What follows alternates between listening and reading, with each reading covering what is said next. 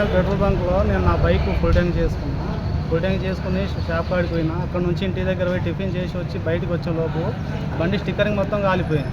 నేను వచ్చి ఇక్కడ పెట్రోల్ బంక్లో పనిచేసే వర్కర్స్కి చెప్తే, ఇక్కడ ఉన్న వాళ్ళకు వ్యక్తులకు చెప్తే వాళ్ళు ఏమంటున్నారు, మాకేం సంబంధం లేదు, అది ఇంతకుముందుకే పోయిందని అంటున్నారు. ఇంతకుముందుకు ఎట్లా పోతుంది? అది నేను ఫుల్ ట్యాంక్ చేసుకున్న తర్వాత పోయింది, అది వాస్తవం. ఇక్కడ వచ్చి చెప్తే అట్లా అంటున్నారు. మీరు పెట్రోల్ చెక్ చేసి ఎట్లా ఉందో అది చూసి చెప్పగలరని, దీని మీద ఈ పెట్రోల్ బంక్ మీద కఠిన చర్యలు తీసుకోవాలని నేను ఉచిత సేవలు కూడా లేవండి. ఉచిత సేవలు కూడా ఈ పెట్రోల్ బంక్లో లేవు.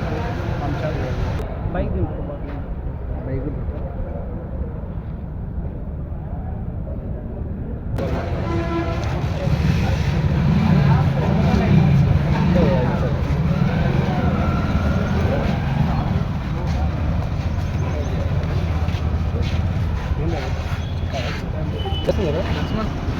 ముందర